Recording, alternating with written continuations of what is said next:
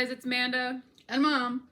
We're at the table together. We were gonna be on the Zoom together, but I was sick and I've never recorded, myself recorded a Zoom. I've been in plenty of meetings and things, but I was like, I'm not up for an IT challenge on top of not feeling good. So we just didn't do, what was that supposed to be, Sunday? Sunday was when we usually post a video.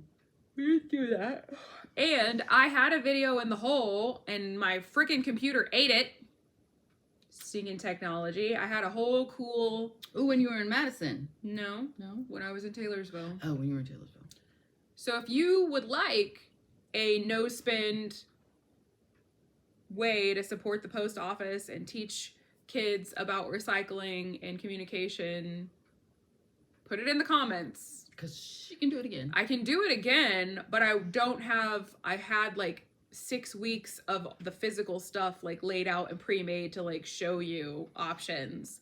I worked on it for 6 months and then I recorded the video and then it ate the video and I didn't know and then I gave the stuff to my Nieblings. So you're gonna have to let me know if we want to do that again next year.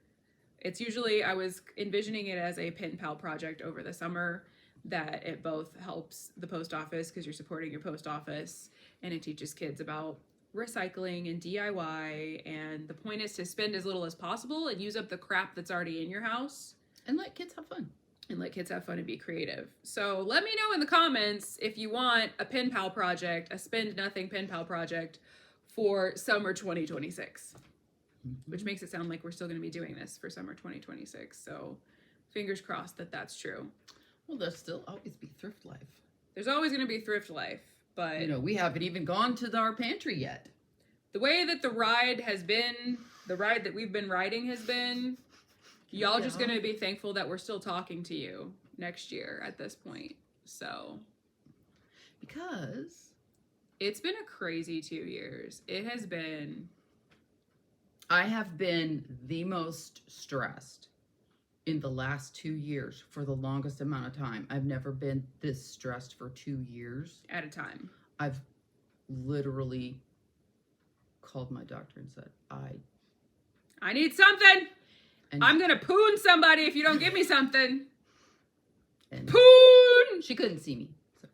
To the moon and back. Well, she wasn't very helpful anyway. She wasn't very helpful anyway. Frickin'. So, yeah. If you have boobs, if you're a boob haver, whatever you identify as, if you have tatas, you need to advocate and bitch and moan like a man when it comes to healthcare. Because even if your woman's a doctor, there's a lot of filters where... We thought we were going crazy. But thank goodness... We compared notes and it turns out we were just both there at the same house. We were just in a crazy situation at the same time. Somebody else was having problems. So the way that cognitive changes work... no matter what they're from, right? Whether somebody has dementia or brain damage or is on substances or has an STD that affects their cognition. We'll get back to that. That's not the answer, but that's a part of the story. That's at least the one funny thing I can find in the story. Cognitive changes that are slower are harder to catch, especially when you see somebody every single day. You don't see big differences because you see them every day, so it's only a little bit every day, which is awesome to have somebody else from the outside, because I hadn't seen Dad every single day for a while. I moved out for the job. You've already gone a year. I was there for the first year by myself, so I hadn't seen my dad start this health journey, because it's been the roughest 2 years of his health, and it has affected both of our lives. I've been through some stuff, but I think, did you already say that's the longest amount of time that we've been at a 7 or higher? Almost continuous. Because if you have somebody who thinks they're normal, and sometimes they are normal, and they go back to normal, and they're like, well, I'm fine, I'm normal, you're crazy, and we're like, every other Tuesday, you're crazy. Actually, twice a week, you're crazy. So, crazy shit was happening. Do you realize you asked me where the mustard was 4 times? Which is kind of normal. Okay, maybe he's super extra tired. Whatevs. So let's put that in perspective. Me being dynamically disabled my whole life and all of the surgeries that I've had, Dad has had that amount of stuff go on with his health in the past 2 years in a very condensed amount of time. Like, I think he actually has more diagnosis than me at this point, and he's definitely had more surgeries than me. 2 shoulders, 2 necks, a booty. Well, if you take the 2 shoulders, those were before. A vascular. He's had 5 surgeries since May of this year. May. Since May of this year. And now he has another diagnosis. Yeah. So. A bad one. It's been really tough for us to like stay afloat. And part of just it being like fight or flight for us was like, we're just going to continue things as normal because we need to keep the happy parts of our life going. So of course we're going to thrift and go on our trips when we can and come on here and like talk about fruit-shaped egg shakers and, you know, salt and the pepper. little amorphous ones that have the little faces. You know, and Tiffany lamps and whatever. Because the happy things and the like more silly and frivolous things are even more important when you're managing your own mental health as a caregiver. But unfortunately, sometimes there was no space. So much going on. There was no capacity for some things. So like, I think we've done an excellent, and it's not like we faked it. We've told you that from time to time, Dad had surgery or something's up or whatever. That month that he spent in the rehab hospital was like, there was no time to go thrifting. We literally split days. I would go see him on 2 days. Ramanda go see him on 2 days. I was working those 3 days, and then over there 2 days. That's 5 days, and then Ramanda was working the other days, and we had the dogs and life. And the equivalent experience was both of us working 7 days a week nonstop for 6 weeks because it was before and after. Yeah, he was in the hospital before almost 2 weeks. So. Yeah. Because he had back-to-back neck surgeries that, like, he then got his whole neck reconstructed. C2 to C7. So, to T1. So, all the way into his shoulders.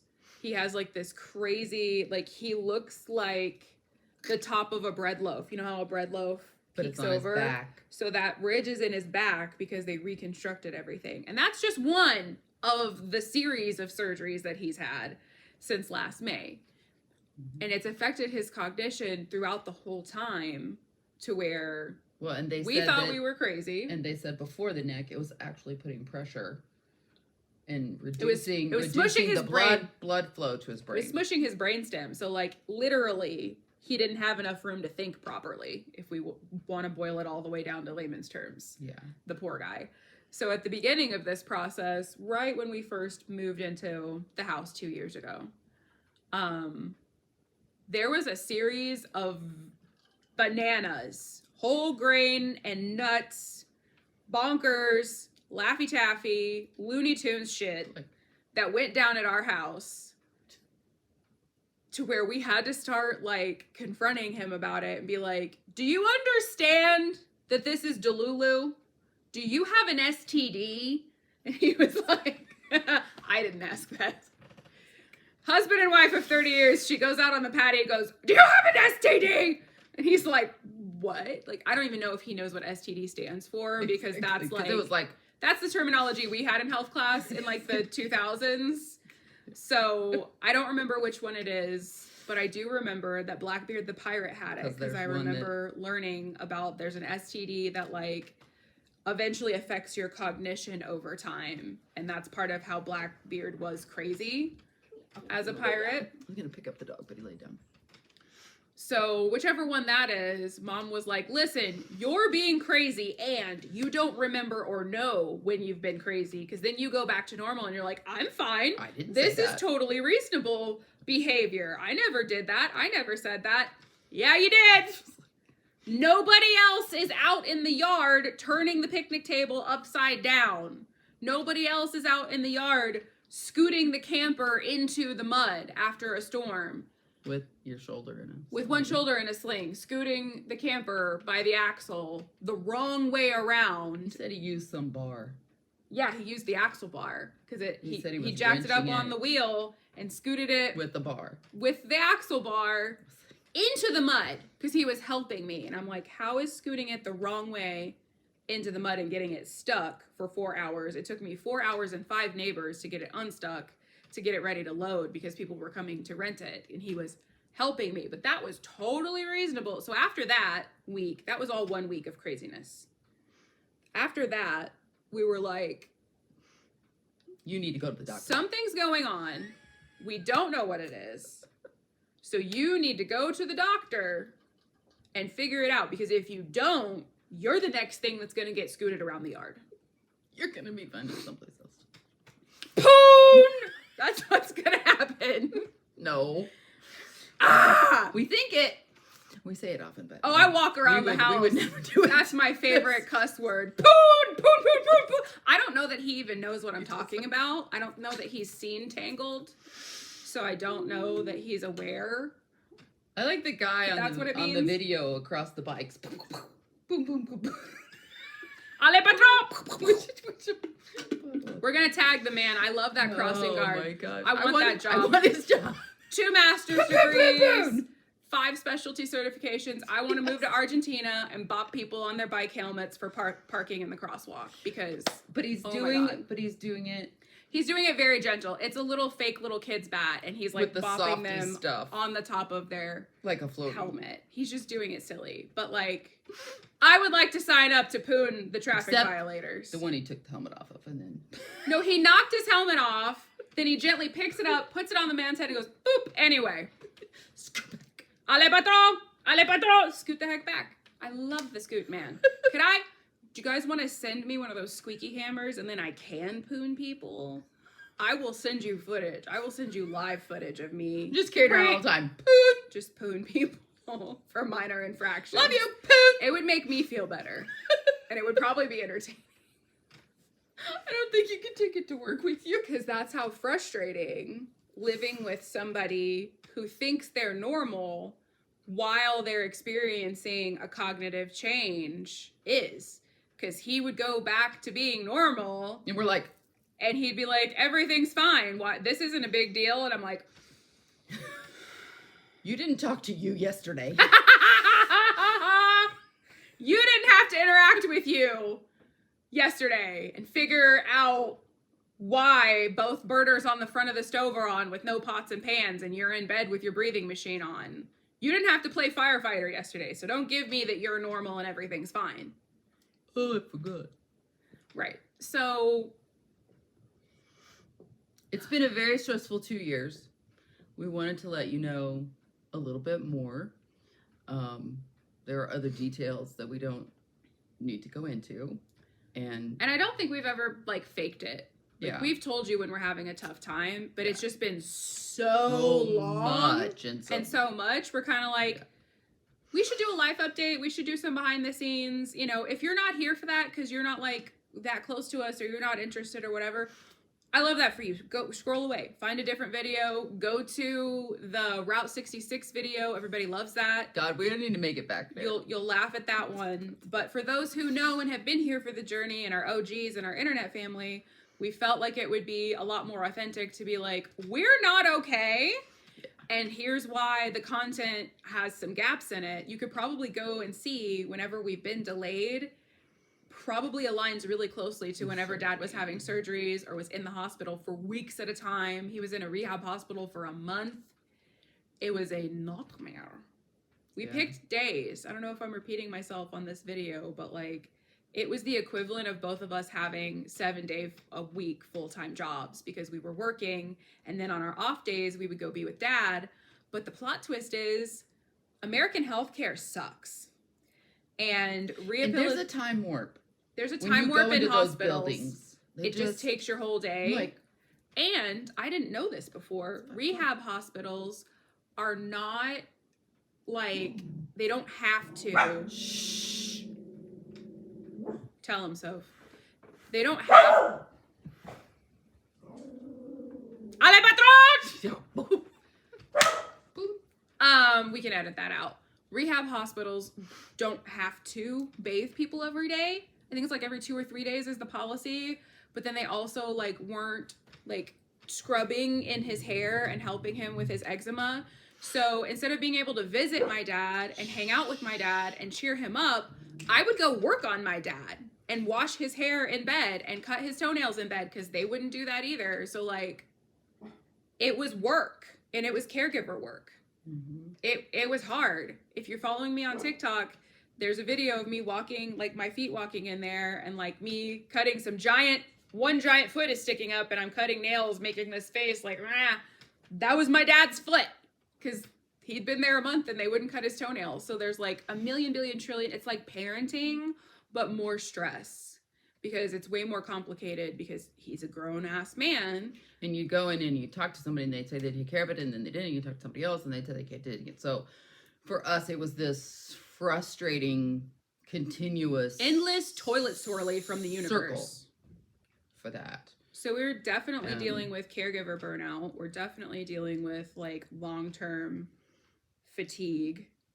Is there a long-term stress?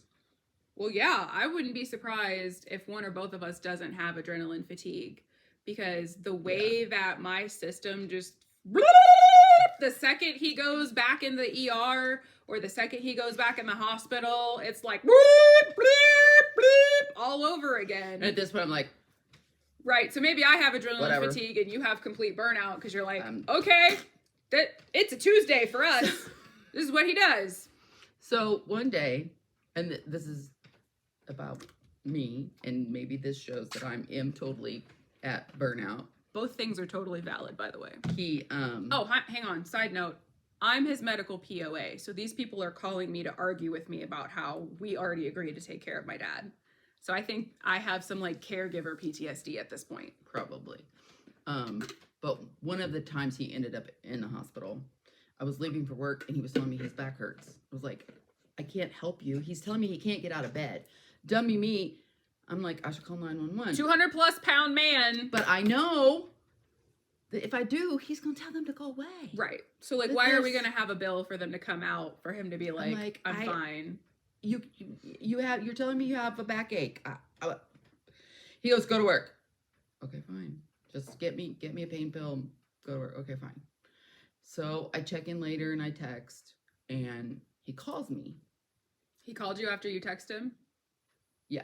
So you said, hey, what's up? How are you? Hey, did you get out of bed? Excuse me. That's the main question. And he had texted me back, but I hadn't seen it because I was at work. And then he calls me, and I hear very weird. Yeah, he doesn't call in the middle of the day unless something big is going on. And he knows I'm at work. Right. And I hear the ambulance, but we're in the city, not a big deal. It's St. Louis. I don't know. Hey, I'm in an ambulance on the way to the hospital. I'm like, what? How did we get from bed to ambulance? What happened? And I was like, oh, okay. Okay. It's like, what happened? I fell and I couldn't get up. Okay. I can't come see you. Can't come get you till after I get off work. Okay, bye. Okay. So then I'm, 3 o'clock. I'm thinking. I called the ER. And I got to talk to his nurse and said he's going to be admitted. He'd had a stomach ulcer bleed. But that's all she told me. She didn't say anything else. And which makes sense why he wasn't feeling good. He had passed. But probably passed out. This is a whole new thing.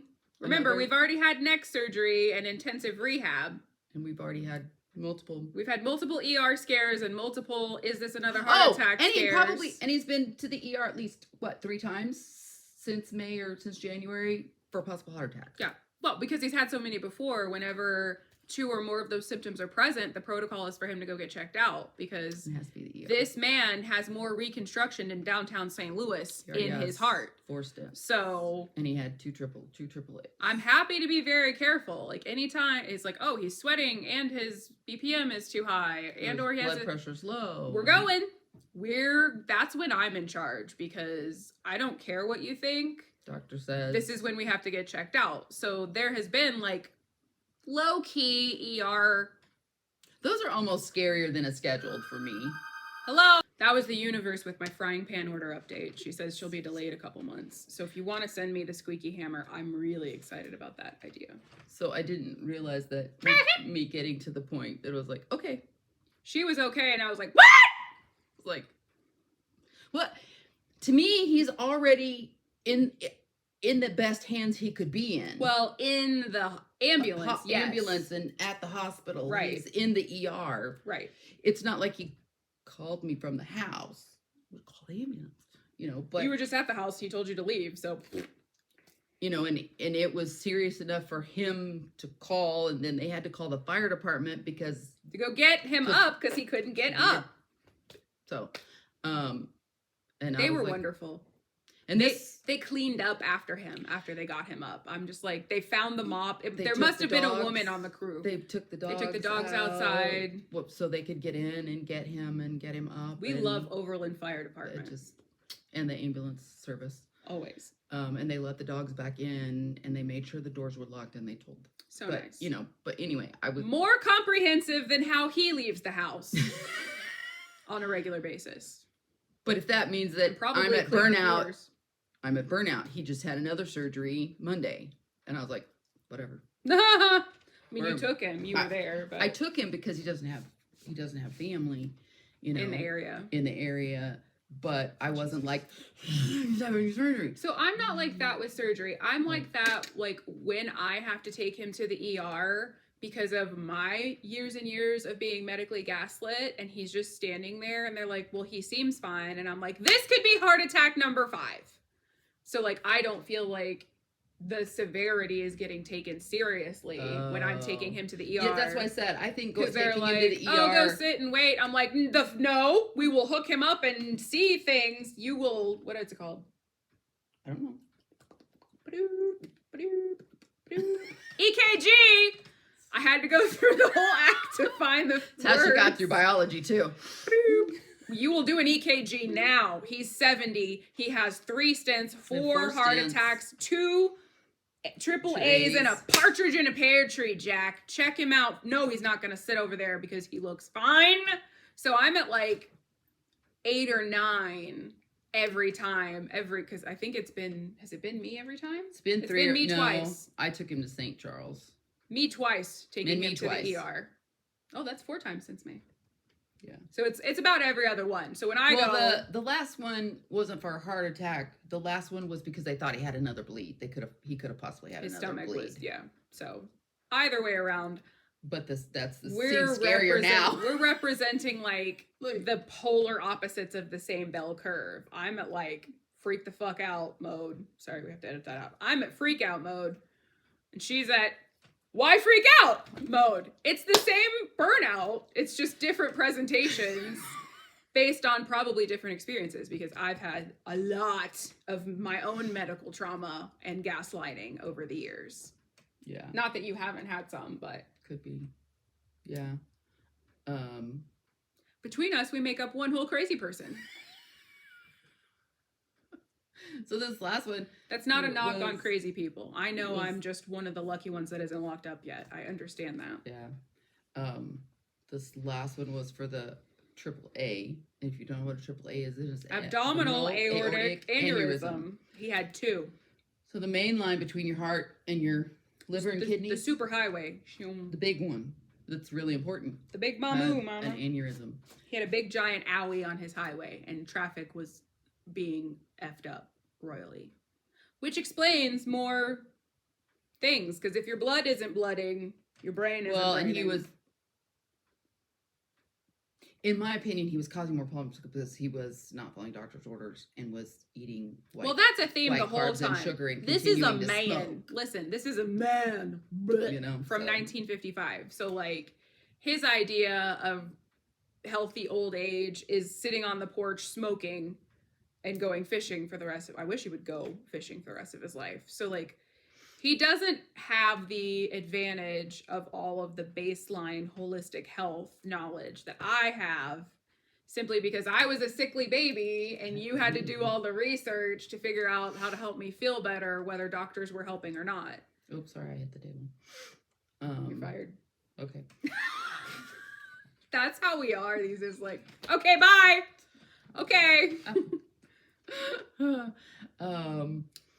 And he has more coming up. But more treatment, more surgeries, more tests. It always seems that when he gets something that's really bad, he gets the best He possible. lucks out. He's blessed. He gets the best possible like scenario. Like when his first heart attack happened, he was talking to his buddy who was an EMT at that job.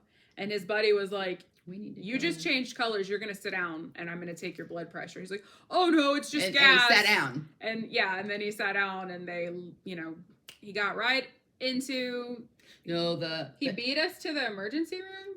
No, the scenarios for all the possibilities that could not all be possibilities. They were gonna just send him to KDH. Then they called the local in, hospital, which was 20-30 minutes away by ambulance. They called the ambulance. The ambulance is usually 20 minutes away. It had stopped to get gas, and it was 10 minutes away. It would be there 10 minutes sooner than it would have been. Then he started to change color and started to have more problems, and then they decided to life flight him. And so then they life flighted him directly and got there quicker than the ambulance would have got there. They called the helicopter, and the helicopter should have been 28 to 30 minutes away, and it was 15 minutes away. Because it was closer from another call. Because it had been on another call and was there. Then he tells them he wants to go to Louisville and not to Cincinnati. To see his heart doctor. He didn't have a heart doctor then, but Oh. they called, and another possibility. The head of the cardiac department was there and talked directly to the people. Surgery was there waiting for him, ready to go. They literally had the ambulance team take him to the ER, which is not supposed to happen. Well, take him to the surgery suite. Yeah, take him to the surgery immediately. And then the surgeon called me, and I talked to him. No, you called. We were on the way, and you called, but she got to talk to the surgeon in the operating room. Who gets connected? Who talks to the cardiologist? Hello, directly. I just finished with your dad. He's gonna be okay. Yeah, he's pink and dry, and warm. Apparently, those are things that have to do with having a heart attack. He was gray and cold and sweaty. Wet. It's probably slimy for him. And then we get there. This great big huge hospital. We've never been there before. Walk right in, and they're wheeling him to the. That's my dad. They told us where to go. We went up the elevator. Went around the corner, and I said, "That's my dad." He came out of one elevator, and we came out of the other elevator. There we are. Who gets to see their dad right away after heart surgery? Yeah, So that's a really great example about how everything goes for him. Something goes wrong, but everything else is the best possible, unlikely, really good version of how it could have gone. So even with him being all the way in the caca of life, he's still getting all of the advantages of somebody with some extreme luck, some extreme favor of God, some whatever you want to call it. Yeah. So we're not unthankful for that part of it. We would just like less going on, please. I keep telling him in the ERs and in the hospitals, like, could you just stay out of the hospital for 6 months? Right. Because the stomach bleed led to them diagnosing this new, bigger, scarier diagnosis of other things. He has stomach cancer. Well, no, they're saying it's esophageal cancer. It's distal esophageal cancer, but it's straddling the line between the stomach and the esophagus. And he's so special that they had to take it to their team meeting and present his case to be like, what do we call this? How do we deal with it? Because but he's so it's blessed. Two different treatment paths. If they were looking at stomach cancer, they wanted to take his whole stomach. But now they're thinking that it's esophageal cancer, and it's very small. They never find this kind of cancer, and the only reason they found it was because of the stomach bleed that they had to go look for, and they looked around the rest of the stomach. So they got eyes on it early enough to it's very small. Scope to go get it. And now they instead of him losing his whole stomach. And now they think endoscopically, they can go get it endoscopically and just take that little piece out and sew it up and be okay. And he won't lose his stomach, which we're all just like, but the best. I'm about to start pooning me because I don't want to be conscious for this. Possible. It's great, and also I'd like to get off the ride. I'd like to get off the ride. Yes. So we're not going away. This is not goodbye, but we felt like you guys needed. Maybe we should check in and explain a few things, and you can go look at the holes between when we're posting and go, oh, must have been in a hospital. That's the timeline. So we're never going to not thrift because that's part of our family culture. That's part of our lifestyle. I feel like at this point in society, it's more important than ever to empower people to not pay full price for anything unless it's a heart surgery. And then insurance, knock yourself out, pay full price for it, baby. I told her in the hospital Monday night. I said, I think you have a big enough collection of them $10,000 cups. Because the hospital says you get one of those. You get a little hospital cups. And then the nurse goes, they don't fit in the damn cup holder in the car. Come on, girl. You tell them. You tell them. At least they can make one that fits in the cup holder. I was like, yeah, you can't use it anywhere but at home. He's like, yeah, we're not taking that one home. I'm like, you're paying for it. He's still driving somehow. He drove himself Tuesday to go get. Drove himself to his next test on Tuesday to get ready for the cancer treatment. So he went in Monday and had his AAA fixed, and they let him out Tuesday, which is Tuesday. An absolute amazing, the wonders of modern medicine. I was just like, he's coming home tomorrow. Are you sure that's okay? But they did it all with a stent. Yeah. So they didn't have to open him all the way up. So again, the best possible way to go, the best news, even after you get a bad scenario. One.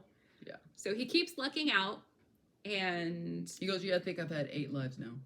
God willing, he keeps lucking and favoring out, because I would love for him to actually do his little retirement era and fish and see the grandkids. And, I've always been holding this possibility open for him, whether he likes it or not. You're going to live, dang it, and you're going to like it. I don't care if you like it. You're going to live. I decided, because I love you. I don't care what you think about it. So maybe sometimes we'll talk about caregiver fatigue. Maybe from here on out. If you'd like to, let us know. If you want that to be part of it. Or you want some coping skills. You want some... Over the past 2 years, I have stopped giving a flying fig. I will cope out loud. I will get in the way. WD&C. Nurses have come in the room, and I'm in there doing a full windmill with doing my breathing exercises, and they're like, you okay? I'm like, no, but I will be. I'm doing a coping skill. You want to join me? I'm doing some windmill breathing so I don't poon somebody. And we share, our biggest little share is it's a little bottle by Highlands. It's called Nerve Tonic.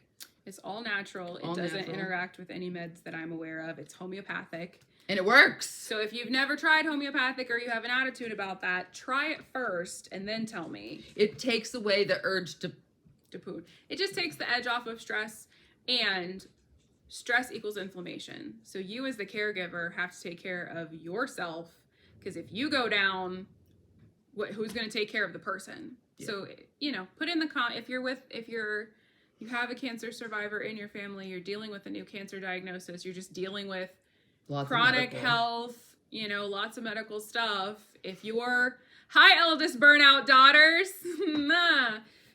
or if you're, somebody's in the yard.